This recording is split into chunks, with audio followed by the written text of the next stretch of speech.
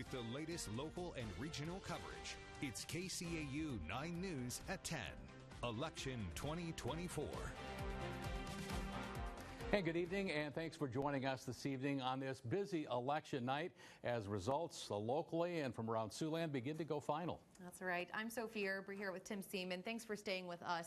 Races in Woodbury County as well as around Siouxland beginning to go final. And we have the numbers and the reactions from the winners and the losers as we continue to break down election 2024. And we'll get started tonight beginning with the presidential race. How have things come together tonight in Iowa, Nebraska, and South Dakota? We'll start with the Iowa race where President Trump with a 14-point lead with 70% of the vote so far tabulated.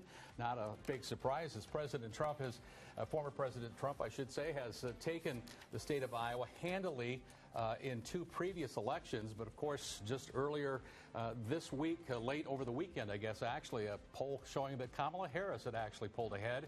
That looks to have been in error. That's right. Moving on now to Nebraska. Again, President Trump with 52% of precincts reporting does have a 52%, now at 53% as we're speaking, that has gone up. Lead over Kamala Harris's 46% of the vote. Again, that's with just 53% of precincts reporting. And let's look at South Dakota, where the former president is also again expected there to win. Just 20% of the vote in as far as being tabulated so far. But Nebraska, Iowa, and South Dakota, Republican strongholds where the former president had convincing wins in those two previous election bids. And we'll continue to follow those numbers, but a decisive lead so far for Donald Trump. That's right. Now, entering the night, Democrats do hold a 51-49 advantage in the U.S. Senate. But that cushion is being challenged tonight. Nebraska Republican Deb Fischer facing a much tougher challenge than projected. That's against independent Dan Osborne. Incumbent Fischer, the 73-year-old Lincoln, Nebraska native, in the Senate for more than a decade, in office for 2 terms, serves on the powerful Armed Services and Appropriations Committees as well. However, right now, with 57% of precincts reporting, Dan Osborne has a slim lead there, 51% to 49%. He is a Navy veteran, a union leader, and mechanic. He has recently also received millions of dollars in outside support. And Nebraska with 2 races for the Senate. This one just a 2-year term as the former Nebraska governor, Pete Ricketts, looks to continue to hold the seat previously held by Nebraska Senator Ben Sasse. Of course, he bowed out to become president at Florida, and Ricketts was appointed, but he must run to earn the last 2 years of that term. And you can see he has about a 12-point lead over the Democrat Preston Love. Just more than half of the votes have so far been counted there tonight. And in the House of Representatives, it's Republicans with the slim advantage, 220 seats to 212 for the Dems. All 4 Iowa seats are currently held by Republicans. That includes Randy Feenstra here in House District 4. Incumbent Feenstra up against the Democrat Ryan Melton tonight in what is a repeat of a race from just a couple of years ago. And the numbers equally as decisive at this point, with the incumbent Feenstra with a 72 to 28% margin, with roughly half of the votes here from Iowa's 4th district having been counted at this point. There's a long battle in this between Feenstra and his primary opponent, who had encouraged Republicans to vote for Melton, but tonight that has pretty clearly not been the case. This is a responsibility I take really seriously. I work every day to deliver results for our families, for our communities, for our manufacturers, for our farmers. It's what Iowans expect, and it's what they deserve. Registered Republicans outnumber Democrats, by the way, 3-1 here in Iowa's 4th district. Incumbent Mike Flood in the U.S. House Nebraska District 1 race seems to have the lead once again. This is with 47% of precincts reporting, 54% voting for Mike Flood so far. And that is against Carol Blood. She has 46% of the vote at this hour. Incumbent Adrian Smith, this is U.S. House Nebraska District 3, again handily winning so far with 33% of precincts reporting. Adrian Smith with 78% of the vote tonight. Well, now let's get our first look at the numbers out of South Dakota. Republican incumbent Dusty Johnson heavily favored against a challenger with the same last name. Incumbent Johnson, the Republican, seeking a fourth term, this time against Cheryl Johnson, the Sioux Falls businesswoman. Again, the numbers out of South Dakota are slow to be reported tonight, just 20% again being posted at this point, and Johnson clearly with a decided advantage and looks to be headed back to Washington to represent the South Dakota contingent in the U.S. House of Representatives. And it appears Northwest Iowa's only Democratic state legislature will not be returning to Des Moines when the 2025 session begins. That is J.D. Scholten, running for a second term in the Iowa House. Republican Josh Steinhoff, a teacher in Sioux City at Hunt Elementary. We spoke with Scholten a short time ago about the defeat.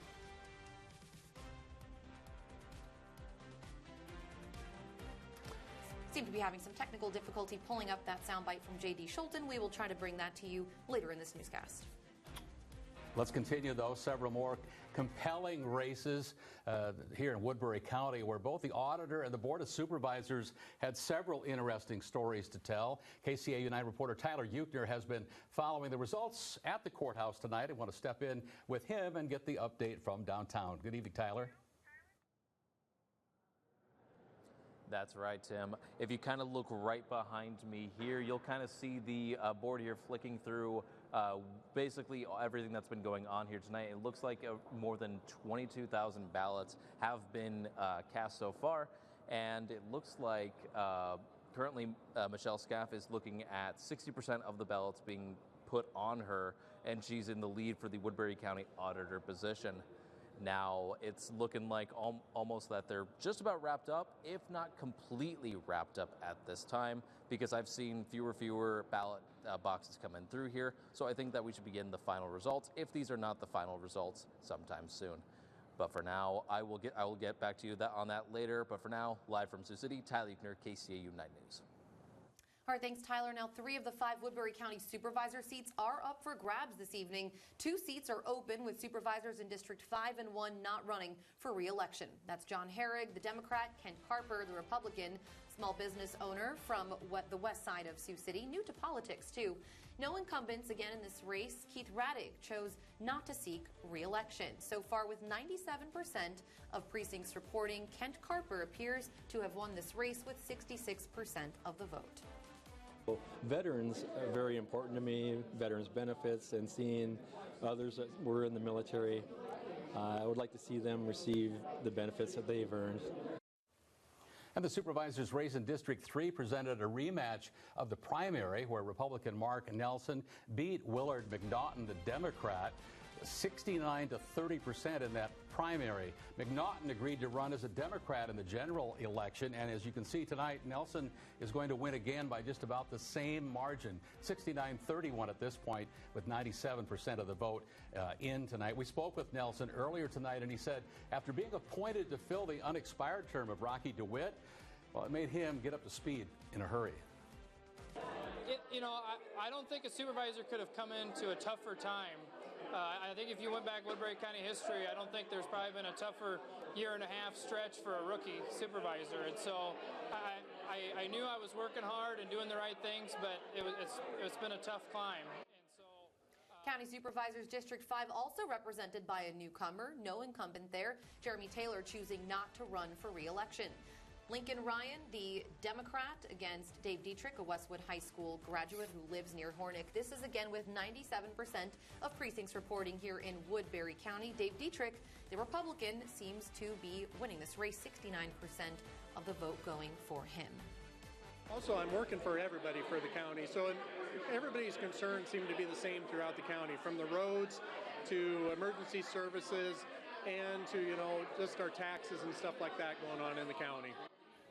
So the Woodbury County Board of Supervisors will remain with 5 Republican members of that board. Meanwhile, school board measures were included on many Siouxland ballots this year. Sergeant Bluff Luton Schools looking to end a streak that was 6 straight failed measures. Those measures do require 60% approval from the public. The attempt tonight was for some $54 million for improvements there at the school, a 3-phase plan. And you can see at this point, just shy of that 60%.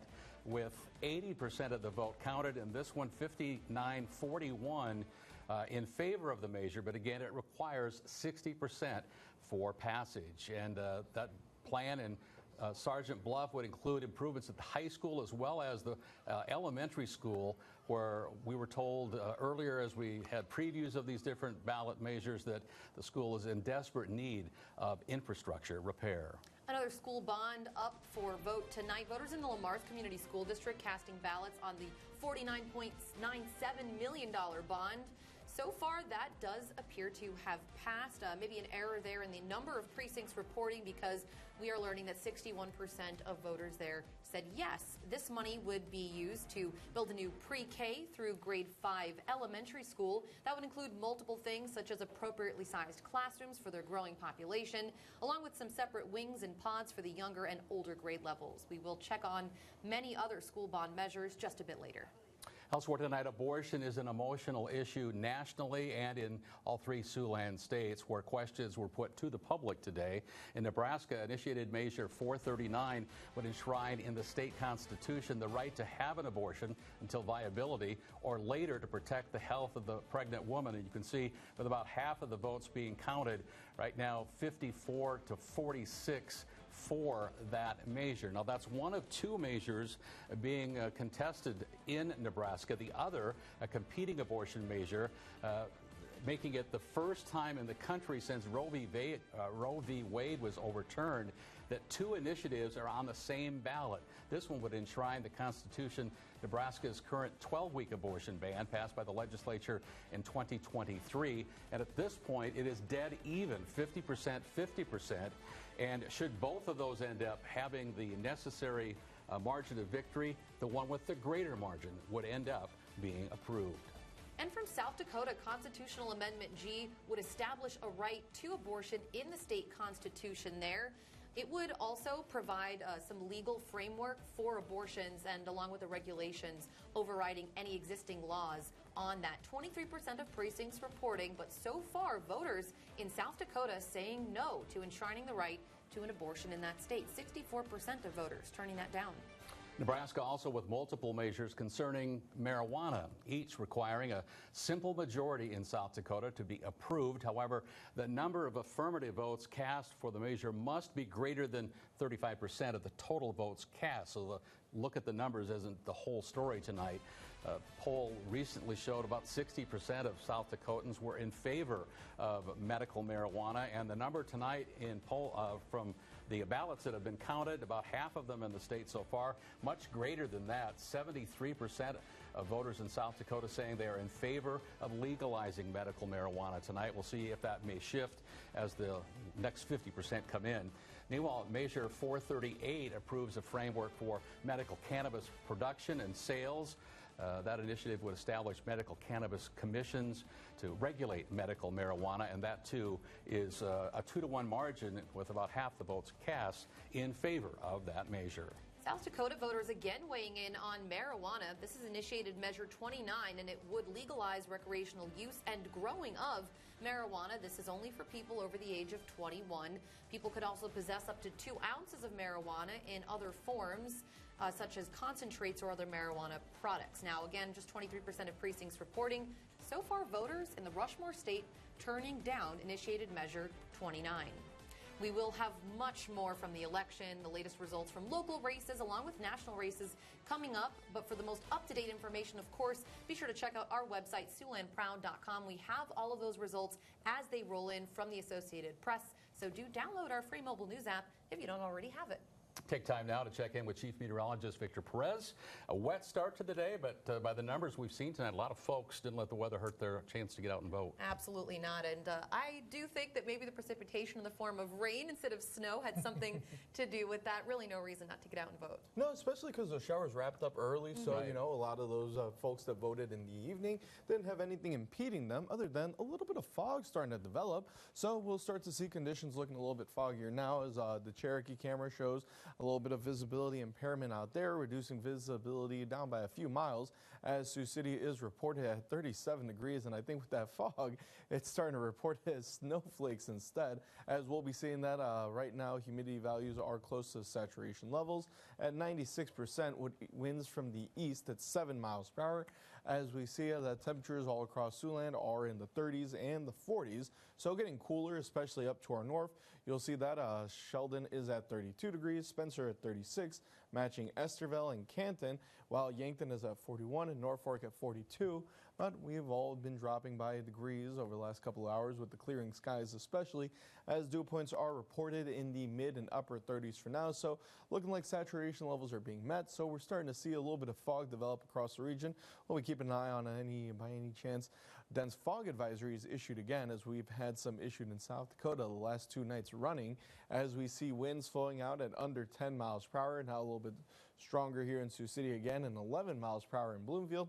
So what that means is we're going to be feeling a little bit cooler. Feels like 30 degrees up to our northeast in Esterville, 36 in Yankton, 32 in Bloomfield, matching us here in Sioux City, as West Point feels like 34. So we're all feeling a little bit cooler, with Orange City the coolest at 29, as the looping radar here shows conditions have been overall pretty clear and quiet, though we do have a few clouds starting to form, and we'll start to see more increasing clouds across the region, as that will be expected to expand over the next couple hours, as we see those clouds continuing to develop as we progress through the morning hours here for the start of the day on Wednesday, as that front keeps showers out to our west instead, because we only have a few sprinkles that make their way past the boundary layer, with conditions expected to show more showers still continuing further west, as rain totals across most of the viewing area will be limited in the region. We'll see that now they have gone even lower than the hundreds that we were expecting, with temperatures overnight falling down into the mid-30s,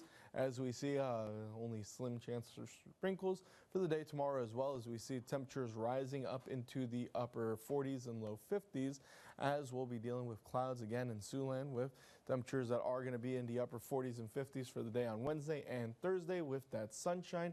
And we see that 50s are still expected as we progress through the weekend, with temperatures that are going to be a little bit warmer there as we progress into the weekend. So it's looking like overall we're seeing more showers again in Siouxland. All right, Victor, thanks for the update. More election results to come. That's right. Don't go anywhere. Full coverage right after this.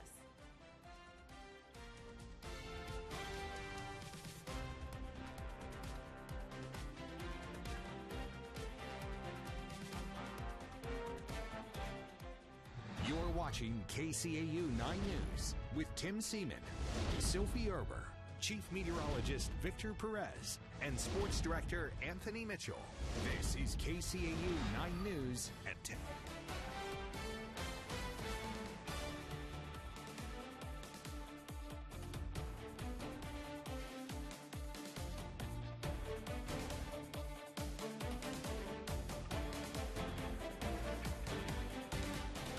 Welcome back. Plenty of more election races to take a look at tonight. I want to check in Nebraska, where Norfolk voters went to the polls looking at a half-cent sales tax that would be used for improvements at the police station there. And you can see 54-46, the percent vote in so far obviously is not correct, but 54% so far approving that measure. Moving over to Sac County, 58.79% of voters said yes to the $10.9 million bond to build a new jail there, with 41% of voters saying no.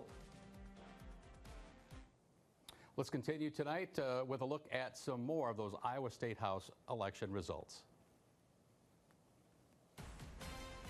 We should be here in District 9. Looks like Henry Stone with 73% of the vote. This is with 69% of precincts reporting, but he seems to have won that race handily over Christian Schlathers. And there's District 12. Steve Holt will head back to Des Moines. Moving on to District 13, Travis Sitzman, 74% of the vote. This is with 91% of precincts reporting. And we'll be right back.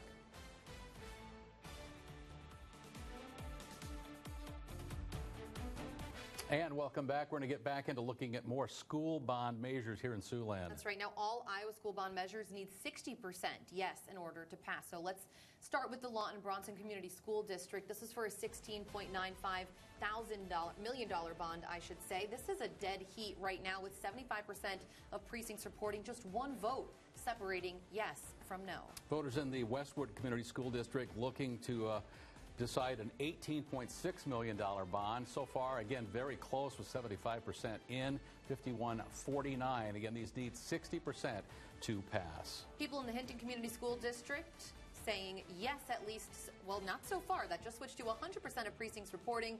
This did pass. This was for an $11.9 million school bond, 57% of voters saying yes. And in Okoboji, another measure there for school improvements, public measure GW getting 63% approval. That's half the vote in there. That would be enough to pass that measure, a $42 million bond measure. That's again for Okoboji. Now we're moving over to the Emmitsburg Community School District. This is with 100% of precincts reporting. This is 51% of voters saying yes, but again, that did not reach that 60% threshold in order to say yes to a $29.75 million school bond. In Randolph, Nebraska, about $10 million being requested from voters, to be precise, $9.75 million. So far, it's going down, though, 55-45. Again, the percent vote so far has not been updated. And we will check in. Final look at our forecast and wrap up our election coverage. That's coming up. That's right. Stay with us.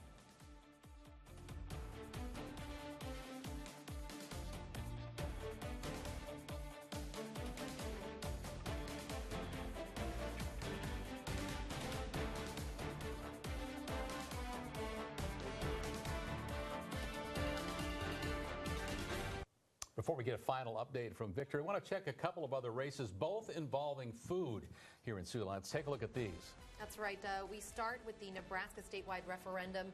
This is actually the private school voucher bill. This was repealed. 58% of voters repealing that. Just 42% wanted to retain it. And also out of South Dakota, the profit tax on food, we would prohibit that tax, I should say. 73% have said no. That was a pretty hotly contested issue, and it looks like it will fail in South Dakota. That's right. And one more check on our forecast with Victor Perez. Yeah, we'll be seeing that temperatures tonight are going to be dropping into the mid-30s. Pretty seasonal, as temperatures tomorrow rise to similar levels, upper 40s and the low 50s across Siouxland, but we'll be seeing more clouds and a chance for some sprinkles to continue the trend of a wet November so far. Thanks, Victor. And do check our website, SiouxlandProud.com. We'll have all those results as they roll in. Thanks for watching. Good night.